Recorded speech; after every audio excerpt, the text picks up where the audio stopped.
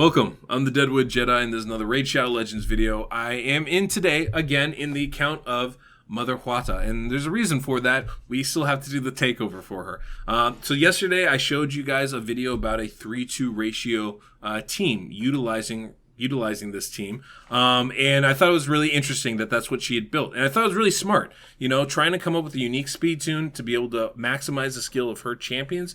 Considering the gear that she has, I thought that was a really smart way to go. Well, today we're going to take a different tact with it. We're going to look at her team. We're going to alter some of the stuff. And I want to talk to you a little bit about some of the gear stuff that she's done that's both smart and things that she clearly is going to need to work on in order to make it more long-lasting. Then we'll re-gear it, and we'll go about and talk about, how this is and how it runs, and see what the damage that we can do with this team. Also, unrelated note, I am going to have a video down below, game on link, about some great arena champions that are rare champions, something a little bit unique. I'm kind of testing to see if this is something I should do a video on or not, so if you go check it out, that'll let me know, hey, this is something people want to see. And then in addition to that, if you like the music, Soundstripe links down below, code Deadwood Jedi, save 15%. Enough of that, let's check out the champs. Okay, so the team they were running before was Duchess, Draco, Alton, High Katoon, and Farrakhan the Fat. If you watched the video from yesterday, you know this was working at a 3-2 ratio. Well, we're going to actually slow this team down. We're going to make it a 4-3 ratio for a bunch of these champions. So we're going to have Alton and Draco go at a 1-1 ratio, just like a typical clan boss team. But what we're going to do is we're going to have Duchess go on a 4-3 ratio, we're going to have Farrakhan go on a 4-3 ratio, and then we're going to bring in Godseeker and Neri to both give us a little bit of extra healing, but also extend those buffs. So hopefully, if we time this right, we will have perfect veil, and we're going to have increased defense up for both AoEs. And that should A, help focus the stun, so we make sure that the right champions are taking it, and B, hopefully give us a lot more survivability throughout this team. Now, this is one of the things. You don't need counterattack to be competitive in Clan Boss. It helps immensely. But too often I hear, well, I don't have Valkyrie, so, what can I do? Or I can't go at a 2-1 ratio, what can I do? There's a lot of alternatives to being successful in the Clan Boss. This is going to be one of them. I haven't even built this yet. You can see Godseeker's completely naked right now. I'm very confident that we can build this team to improve the damage, get to a 3-key Ultra Nightmare team just by timing it a little bit, speed tuning it a little bit, and slowing our speeds down a bunch. One of the great things about having a Duchess is obviously we have that speed aura. Now, you don't have to use a Duchess, guys. You don't have to use an Alton. You don't have to use any of these champions in particular to take the concept of this. What can you do with what you have? Now, look, if you have counterattack, that's great. You get more attacks in. If you have ally attack, that's great. You get more attacks in. But these are not the only ways to go about it, right? You can go fast and go with the 2-1 ratio. You go with that 3-2 ratio we talked about yesterday. You can go slow, and you can build champions like Farrakhan the Fat to give you ally attack to do more damage. Now, as far as like the way these champions are built, I already love a lot of the builds that we've got going on here. We have high defense, high HP, good crit rate and accuracy. That's going to help us survive, help us do damage, help us land those debuffs. With Draco here, though, now this is a thing. Our team is only as strong as our weakest champion. The first time somebody dies, that's the first time this thing fails. That's really the beginning of the end. So we have Draco at 3,000 defense. This is not really good for us. 2,300 attack isn't good for us either. So we need to really choose. Are we going to build this champion for attack? Or are we going to build this champion for defense? If we add attack, we can get the attack up to 3,000, 3,500. All of a sudden, it's okay having less defense because we're making that up. The survivability gap we're making up by attacking and hitting harder throughout the fight. Otherwise, we should get this defense considerably higher, at least like 3,500 or so, to try and survive just a little bit longer. We're aiming for 4,000, but, it's hard to build that. I get that. So, there's a balance there. Do we want to rely on the debuffs to do the damage and survive as long as possible? Or do we want to try and get some raw damage out of Draco as well? There's benefits to both, but we have to kind of make that decision. Right now, this champion isn't doing either of those. Otherwise, though, great build. Everybody's in lifesteal, which is ideal. One of the interesting things with our Duchess here, 4,700 defense. And this is a lesson you can take regardless of level. But generally, you kind of want your defense and your HP to kind of match, right? So basically, every 100 points of defense, you want about 1,000 points of HP. right around there. It's going to it doesn't fully maximize your defense, but it's a good guideline to go by. So I'm always aiming for about 4,000 defense on my champions. That means ideally I have about 40,000 HP. Now you can go with less, right? I'm happy with 35,000 HP with a 4,000 defense champion. And if I have a 3,000 defense champion, I'm really hoping for like a 40,000 HP at least to kind of balance it out. But that's sort of the aiming goal, right? Especially when you have a tanky champion like a Duchess or an ally protection champion, you definitely want those things to start matching up a little bit more. Once you get to about 4,200 defense, at that point, any more is just extra. And so at that point, you kind of want to expand the HP. But you also want to know, are they dying from the stun or are they dying from the AoE hit? If a champion's dying from the stun, you don't need more HP. It's a stun hit. It's based off your max HP. You don't need more HP. It doesn't matter. The amount of HP you have doesn't affect the attack at all from the stun. What affects it is the defense. So if your guy's dying from the stun, build up the defense. If you're dying from the AoE, however, you might be better off building up the HP level because that's going to kind of determine how long you can live once your defense breaks. And then if we look at Farrakhan is a pretty solid build, right? Farrakhan can do damage, but he's not a great damage dealer. His ability for the ally attack is really what he's best known for. So 4,000, focusing on the defense here is good. But again, remember we were talking about that HP defense balance? It's a little bit skewed right now. I would sacrifice a few hundred defense here to add a few thousand HP there. I think that would be worth it to make sure that we survive a little bit longer. Because no matter how much defense you take, you're still taking damage, so you still need the HP in order to offset that. Obviously, we're going to want to build up that accuracy a little bit. We want some of those we actually want all those debuffs to land if we can. And then we're just going to mess with the speeds of these champions. So that's what I'm about to do. I'm going to go in and affect that, make some changes, and we'll come back afterwards and take a little look. Okay. Rebuilt the team, made some significant changes. Now, because of the crazy speeds we were doing before, not like super fast builds, just like the way it was speed tuned before, I'm not 100% convinced we're going to do a whole lot better than we did before. I think this should be more consistent. I think we should do more damage. But that's the thing with Clan Boss. It's a bunch of choices. There's really no guarantees with it until you test it out and see. We don't have counterattack, but you don't always need it. Really, you don't need counterattack to have a successful Clan Boss team. Our gear in this account is solid, but it's not like amazing gear by any stretch of the imagination. What we do have, though, is the proper gear with the proper sets, with the proper stats. That's the key. We have the whole team in lifesteal. That means I don't have to bring in a leech champion. I don't have to worry about having my healing. We have defensive chest pieces and gloves and boots with speed on them. That means we can try and build as tanky as possible with this squad. These are all the important factors you got to bring in and think about when you're trying to farm your champions. This is why I recommend even farming the campaign for pieces of gear, because you just need the right pieces necessarily. You don't always need like these amazing godly pieces. As long as in the right sets, you're going to be in okay shape. So it all comes down to farming, really.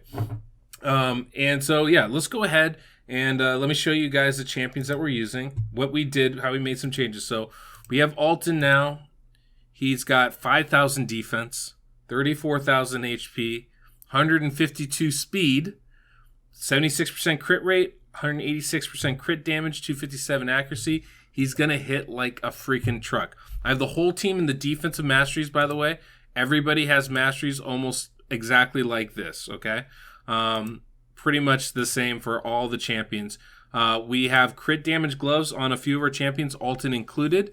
And we're able to make this work. Defensive chest, defensive boots.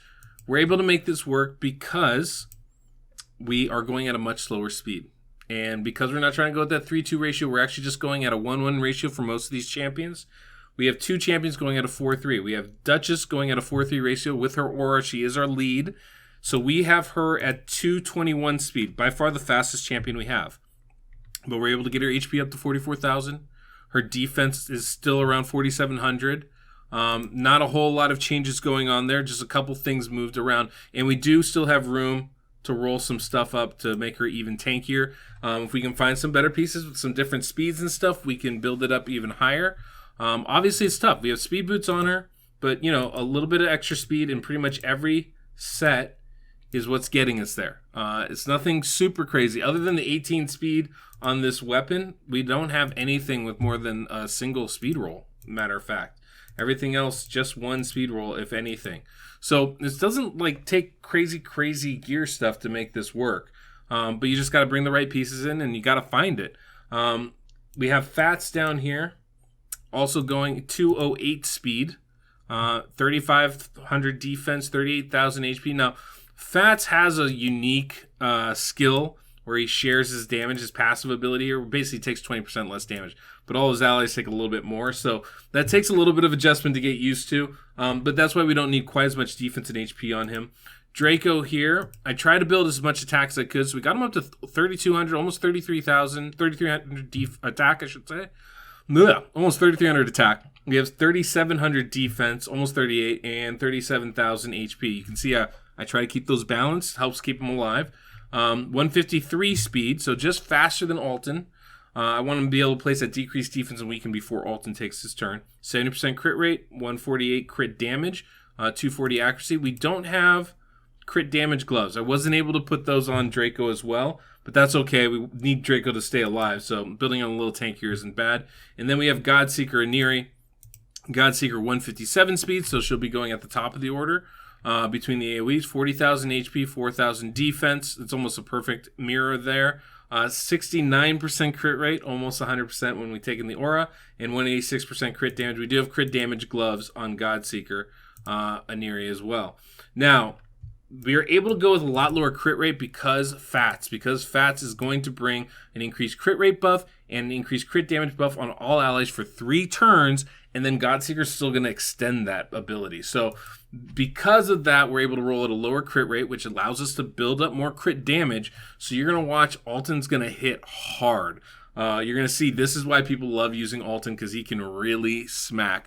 Godseeker's going to hit very hard as well, and Draco's going to do pretty solid on their own also. So those are our 3 primary damage dealers for this comp. We don't have counterattack. We don't need counterattack to be successful. Right now we're going to be using Farrakhan, and with Farrakhan we're going to be able to come in with ally attack. Now, what would I do if I had my druthers? I would take out Duchess, and I would bring in an ally attack champion. I would bring in a Nizana. I'd bring in, a Taragi, somebody along those lines. I'm actually going to have that list in that Game On video down below. So if you want to know those champions that I would be bringing in, I mean, there are some amazing ally attack champions that work on a 3-turn cooldown that make them very easy to fit into a team like this. And if I were to do that, I'd probably have Alton be my lead champion and run him at a 4-3. So even though he takes a stun, everything else is going to happen in sync just like normal. So we didn't have any ally protection champions rolled up, leveled, and ready to go. But if we did, that would be the change I'd make. Duchess does a great job with the perfect veil, but ally protection is just so much stronger about keeping your champions alive. Combine that with Godseeker and Duchess doing the revives, a little RNG luck, and this should be a pretty solid team. So let's go ahead, do the run, see where it goes. I'll narrate us through the beginning part of this. So Duchess gets to put up the veil right away. And this is going to have her put it up right before the AoEs happen, which is what we want ideally. With Farrakhan, we're going to do the A1 right off the bat. Now, Farrakhan isn't fully booked. So both of his skills, his A2 and A3, are on 4-turn cooldowns. This is actually good for us. We don't want Farrakhan to land his decreased defense buff because it'll affect whether Draco will use their decreased defense and weaken ability. That could be really problematic. So we're going to try to avoid that. I still want the poison to the HP burn. That's why I still have the accuracy on him, but we got to time that out. So we're going to do a little trickery here to try and make it work for us. And so right here we go through. So right here, what we're going to do is we're going to actually use the HP burn and the poison debuff right now. And it takes us a cycle to get into sync. So you're going to see it actually pull benefits later on. Not at this moment, but hopefully this works out. We're about to find out here. All right, got the A1 there, A1 from Alton. And now we're going to go ahead and do the ally attack and the crit rate and crit damage buff there from Farrakhan. Perfect. And I think at this point we can pretty much click auto. I'm going to get Draco to put that decreased defense and weaken out, and then I'm going to click auto here. Boom. Decreased defense and weaken are now up. We got the increased defense. We have the perfect veil. And I can click auto, and we're good to go. And now from this point on, we're going to be fully in sync. So if you're watching it, you can see that Godseeker extended all those buffs. So we still crit rate buff on us. We still have the increased attack buff on us. This is going to help everybody just doing more damage, right? We have the increased defense. We have the Veil. All this stuff keeps us unkillable. This actually is an affinity-friendly team. Even though we only face Void, this clan is only facing Void pretty much, we're affinity-friendly, which is great. So it doesn't matter if we end up going into it, we'll still be able to do our stuff. And you can see right there, we got the decreased defense in the weekend. Now, look, this is the first turn after the first AoE. Farrakhan Fat is going to use the A1 there. It does extend that decreased defense buff. So it should fall off. This is one attack. It's only on a one-turn cooldown now. Remember, Draco won't use their ability if decreased defense is already up on the clan boss. So right before the stun, Farrakhan we had using the poisons and the HP burn so he doesn't accidentally cast another decreased defense and force Draco not to use their ability. This is how we kind of try to keep things in sync. So it kind of works that way. It seems like it works pretty solid. So it's kind of a little thing we try to do to maximize the damage as much as we can. In any case, this is going to run. We're going to have increased defense, Veil, the full fight. We're going to have crit rate, the full fight, crit damage, the full fight. All the buffs are being used to the maximum. We're having a pretty full debuff bar almost the entire fight. So go ahead and watch it. I'll speed this up. And yeah, it's kind of an interesting fight. It gets a little dicey towards the end. I think people are going to be dying, and we're going to get some revives from Godseeker. Godseeker has a revive plus a passive revive. We're going to get some revives from Duchess. And so it'll probably fall out of sync at some point here, but hopefully we can stay alive enough to get to that 3 key level, like that 23, 24 million spot. So I'll take myself out of the picture, and you guys can watch.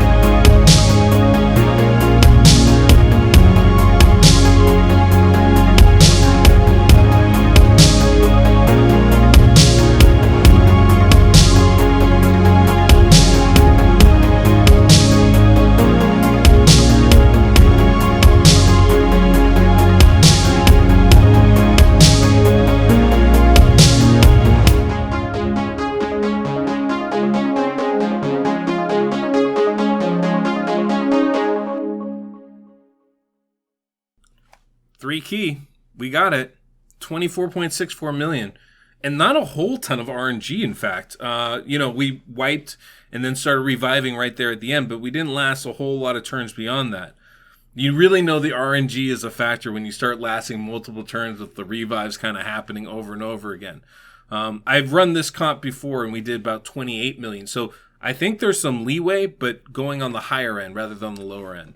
Of course, you never know. If we drop decreased attack, of course, that would be bad news for us. But you can see, you don't need counterattack in order to be successful in the clan boss.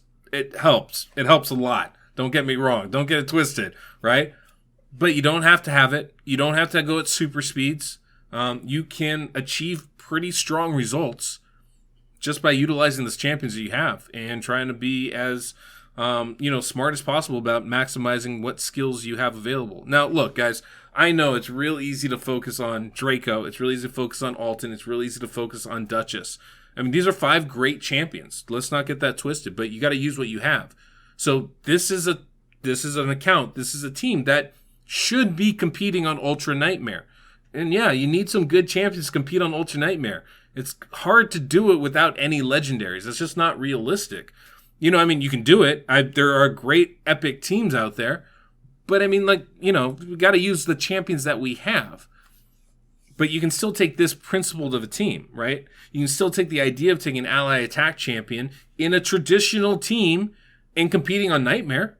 I think there's no question that this should be a very easy 2-key team on Nightmare, right? So there are some possible ways to go about this. And as I said, I would love to bring ally attack into this squad. I think that's what would take this to the next level. So there's a whole bunch of ways you can go about doing this. It's about taking the champions and their skills and utilizing them in the best way possible for yourself. Now, if you can't see past the champions, I can't help you, to be honest.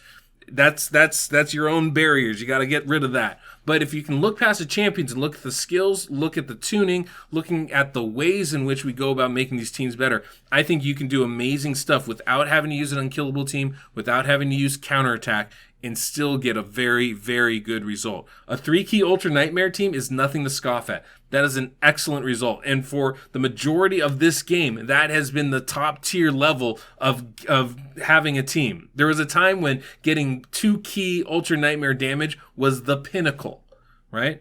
Well, yeah, sure, the bars have moved farther. The goal line's further down. It's a lot, you know, what we want to do is a lot more than what it used to be.